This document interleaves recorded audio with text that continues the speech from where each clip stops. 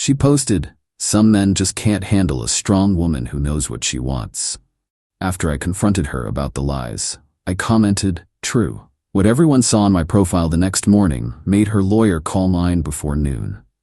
I, 38 male, am writing this from my home office, watching my phone blow up with notifications I'm choosing to ignore. Yesterday, I finally pulled the trigger on something I've been planning for months. The fallout is spectacular. My wife Natalie, 35, and I have been married for 7 years, together for 9.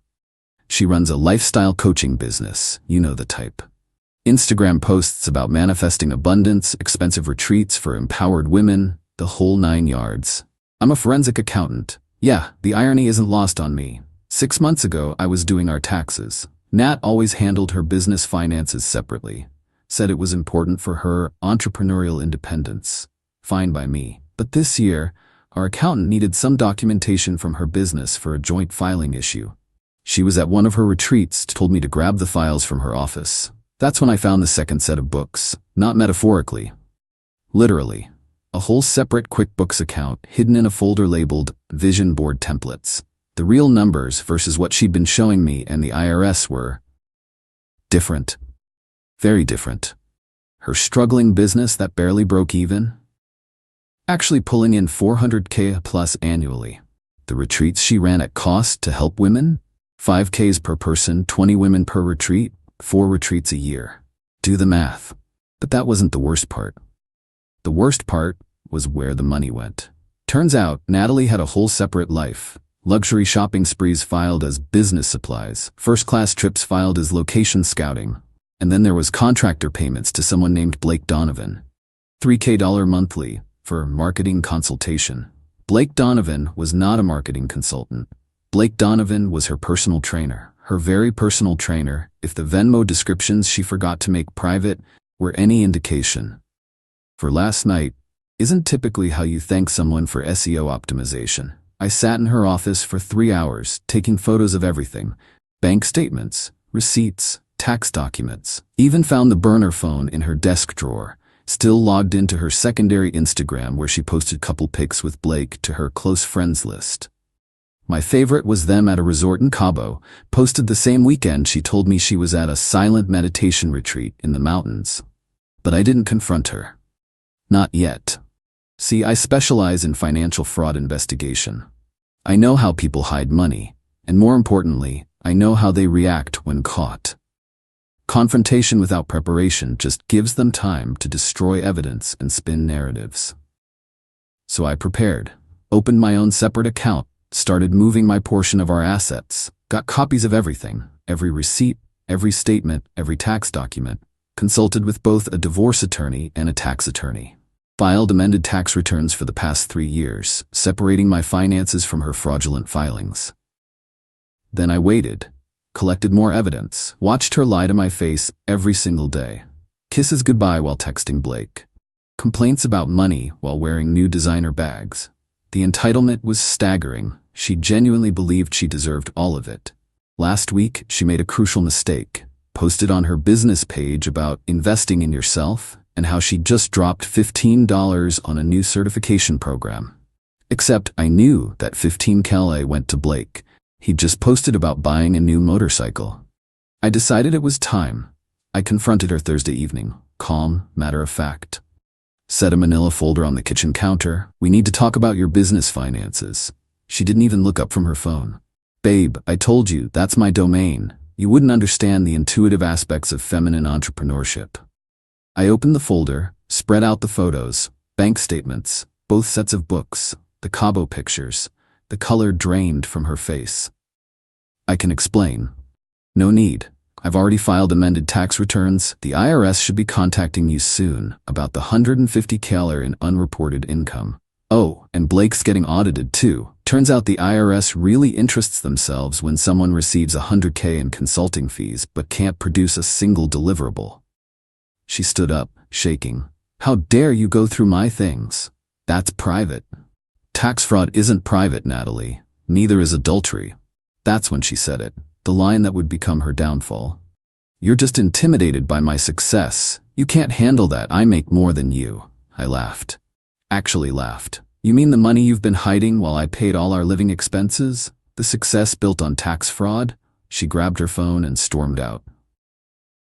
20 minutes later, I saw the post. Some men just can't handle a strong woman who knows what she wants. Boss babe empowered, #know your worth. The comments flooded in immediately. Her tribe of empowered followers rallying around her, sharing their own stories of intimidated men. Lots of "yes, queen," and "he couldn't handle your light." I waited an hour, then commented, "True." That was it, one word. But I knew what was coming next. This morning, I updated my profile, changed my relationship status to separated, then added a new post, public. After 7 years of marriage, I discovered my wife has been hiding $400K plus in annual income while I paid all our bills, committing tax fraud to the tune of $150, having an affair with her contractor Blake, using business funds for personal expenses. To her followers buying into her empowerment courses, she's been lying to you too. That struggle she talks about? Fake. That rags to riches story? Fiction. Check the IRS website in about 2 weeks. P.S. Blake, enjoy the audit. Next time, don't brag about gifts from your client on social media. Attached were 3 screenshots: her real versus reported income, the Cabo photos with timestamps, and Blake's "thanks for last night" Venmo. By 9 a.m., my phone was nuclear. Her business page was getting bombarded with refund demands.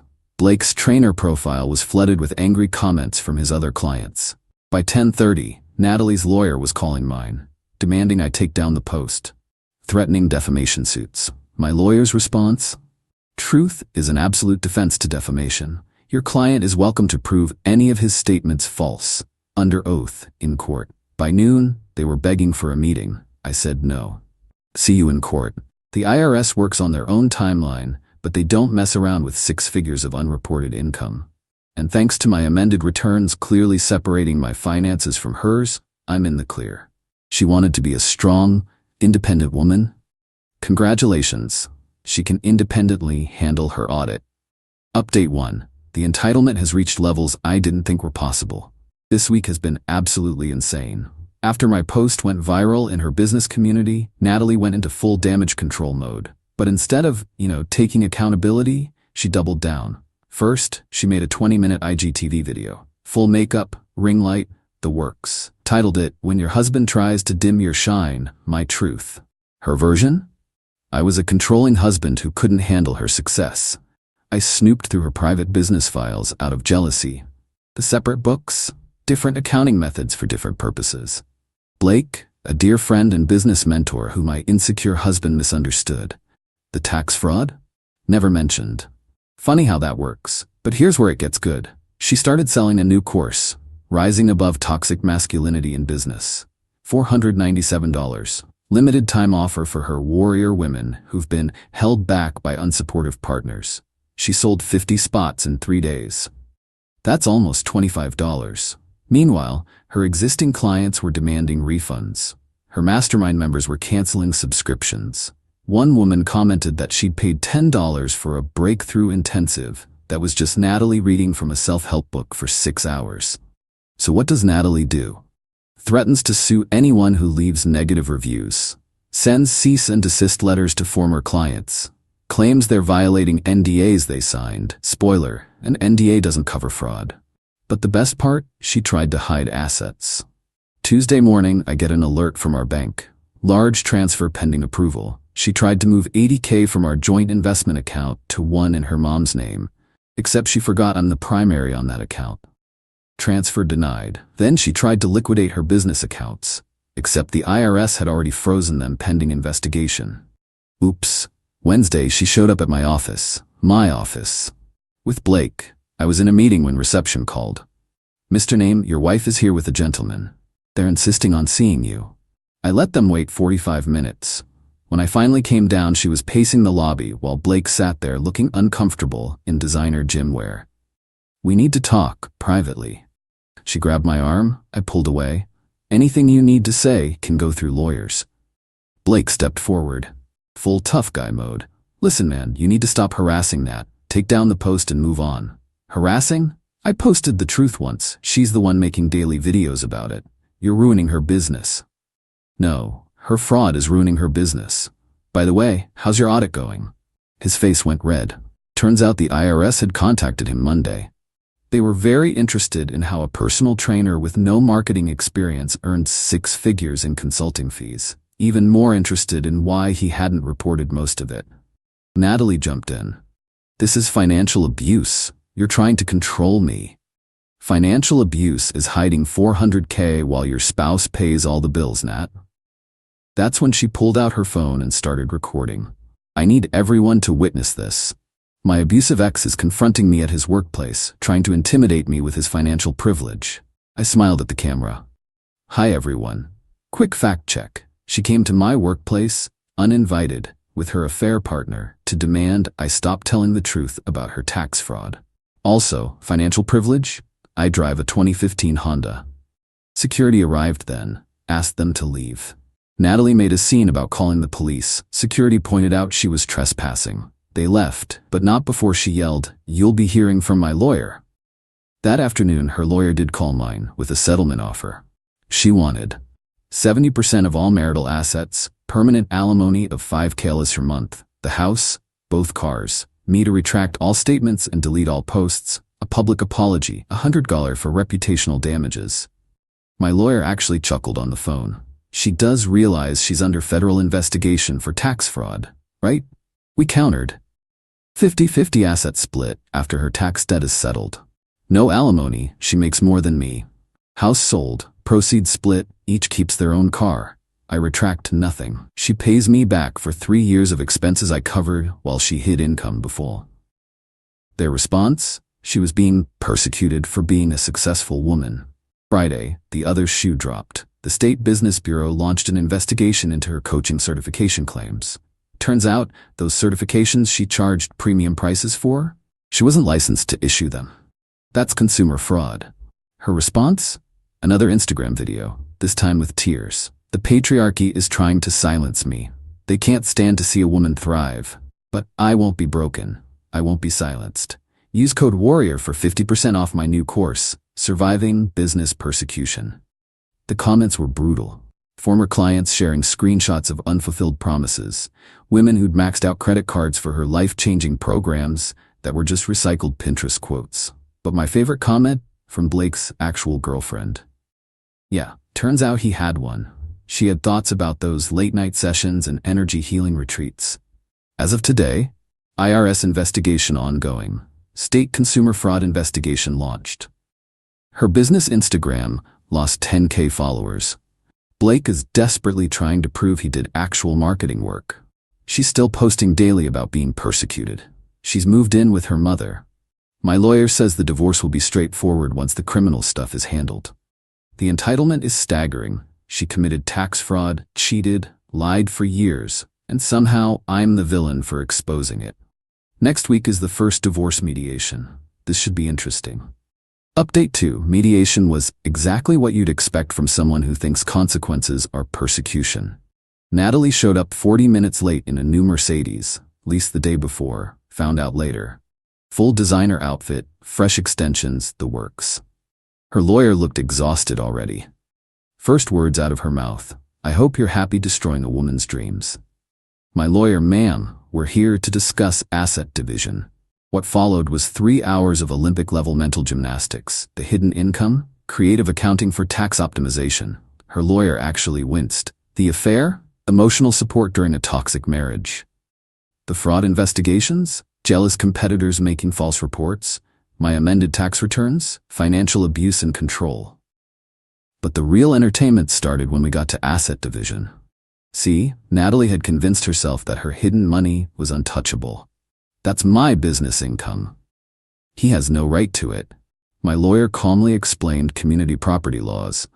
Money earned during marriage is marital property, whether hidden or not. Her response?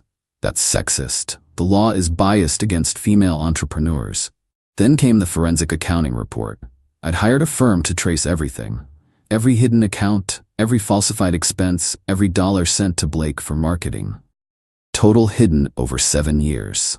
$2.3 million. The mediator had to call a break when she saw the number. Natalie went pale, then red, then started hyperventilating about panic attacks and needing her emotional support supplements. During the break, she tried a new strategy. Cornered me in the hallway. "Baby, we can work this out. Just call off the dogs and we can start fresh. I'll even go to counseling. With Blake, I'll cut him off. He meant nothing. Tell that to the IRS." She switched tactics instantly. "You're going to regret this. I have influence. I have followers. I'll make your life hell." "You mean the followers currently suing you for fraud?" That's when she snapped. Full volume, in the courthouse hallway. "You mediocre little man. You could never handle my success. I'm a goddess, and you're just a boring accountant who couldn't satisfy me in any way." Court security stepped in. The mediator suggested we continue another day. But Natalie wasn't done. That evening, she launched her nuclear option, Financial Abuse is Real campaign. Posted a series of stories. When your ex weaponizes the IRS against you. How men use financial control to punish successful women. Why I stayed silent about my abuse for so long. The system protects abusers with accounting degrees, each with increasingly dramatic selfies. Crying in her Mercedes, looking pensively at her empty ring finger, staring at old wedding photos with black and white filters. Her followers ate it up, started sharing their own stories. Team Natalie started trending in her niche. Then someone did a reverse image search on her crying in poverty photos, found them on a stock photo site. She'd literally purchased staged crying photos and was passing them off as real. The backlash was swift. But instead of backing down, she doubled up, created a GoFundMe. "Help me rebuild after financial abuse. Goal, $50K. The description was a masterpiece of fiction. Claimed I'd trapped her in poverty, forced her to hide money for her safety, and weaponized the government against a survivor. She raised $500 in 2 days, all from her mom and aunt. Meanwhile, the investigations were progressing. The IRS had found more than just tax evasion. Turns out some of those business expenses were straight-up money laundering for other coaches in her network. She was washing their income through her retreats in exchange for kickbacks. Her lawyer called mine. "We need to talk. Off the record." They met. Her lawyer laid it out. Natalie was looking at potential criminal charges, federal charges. She needed to settle the divorce quickly and quietly to focus on the bigger problems. New offer. I keep the house, 60-40 asset split in my favor, after tax debts. No alimony either way. She keeps her business, what's left of it. I keep my retirement accounts. My lawyer advised taking it. She's going to need every penny for criminal defense soon. But Natalie couldn't even do that gracefully. The day before signing, she posted another video. "Sometimes a queen has to strategic retreat to build her empire. I'm choosing peace over justice because my energy is too valuable to waste on toxic people." Big things coming. We signed Friday. She showed up with a film crew. Said she was documenting her journey through adversity for a documentary. Judge shut that down immediately. After signing, she turned to me. "You may have won this battle, but I always win the war. Watch me rise." That weekend, she launched her Phoenix Rising Mastermind, $10 for 6 weeks of rebuilding after betrayal. She got 2 signups, both requested refunds within 24 hours when they realized the first module was just her ranting about me for 90 minutes. As of now, divorce finalized, house is mine, IRS criminal investigation ongoing, state fraud charges pending, her business Instagram down to 5K followers from 50K. Blake fled the state, warrant for tax evasion. She's living with her mom, selling courses from her childhood bedroom.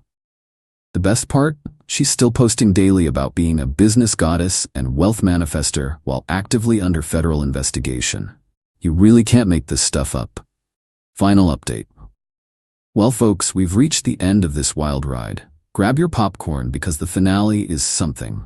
Last month, the IRS filed formal charges. Multiple counts of tax evasion, 1 count of conspiracy to commit tax fraud, and 2 counts of money laundering. The state piled on with 8 counts of consumer fraud and operating without proper business licenses. Natalie's response? A Instagram live titled, "When Success Makes You a Target." She went full conspiracy theory. The government was intimidated by her. The patriarchy couldn't handle her empowerment of women. "I had connections, I don't, that I used to orchestrate everything." She even suggested the IRS agent assigned to her case was probably my secret lover. The live had 200 viewers, down from her usual 2,000. Even her diehard followers were starting to see the cracks. But the real entertainment came when she decided to represent herself. Fired her lawyer because he was part of the system trying to oppress her. Filed a motion declaring herself a sovereign citizen and therefore not subject to federal tax law. The judge's response is public record. Motion denied. Also, that's not how any of this works. 2 weeks ago was her preliminary hearing. I didn't go, but a mutual acquaintance did and gave me the play-by-play. She showed up in a ball gown. Like, full formal wear. Apparently told the bailiff she wanted to dress for the success she manifests. Interrupted the prosecutor twice to explain that money is just energy and the IRS doesn't understand abundance mindset. Tried to submit her vision board as evidence of her good intentions. The judge set bail at $50. She couldn't pay it. Her mom wouldn't co-sign. She spent 3 days in jail before her aunt finally put up her house as collateral. Those 3 days spawned a 10-part Instagram story series, Jailhouse Journaling, Finding Light in the Darkness. She tried to sell it as a course for $97. Instagram shut down her payment processing for violating terms of service. But here's where it gets truly unbelievable. While out on bail, instead of focusing on her defense, she started a new business. Prison Prep for Entrepreneur Queens, a coaching program for successful women navigating legal persecution. The prosecutor added witness tampering charges when she DM'd former clients offering settlement incentives if they withdrew their complaints. Last week, she took a plea deal.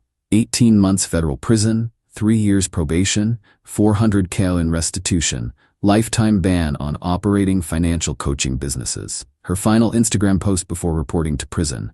Taking a sabbatical to write my book. This is just chapter 1 of my comeback story. Queen's rise, prison to profit. Blake, plead guilty to tax evasion, got 6 months house arrest and 5 years probation. Currently working at a CrossFit gym and dating someone age appropriate. As for me, life is quiet. Beautiful, peacefully quiet. The house is paid off, sold some of the seized assets. I started dating a fellow accountant who thinks financial transparency is foreplay. We spend Friday nights doing each other's taxes. It's as nerdy and wonderful as it sounds. I kept one memento from this whole ordeal, a printed screenshot of her "Some men just can't handle a strong woman who knows what she wants" post. Framed it, hung it in my home office. Because she was right. Some men can't handle strong women who know what they want. But tax fraud isn't strength. Theft isn't empowerment. And consequences aren't persecution. She wanted to be a boss babe? Well, now she's making 23 cents an hour in the prison kitchen. Manifest that.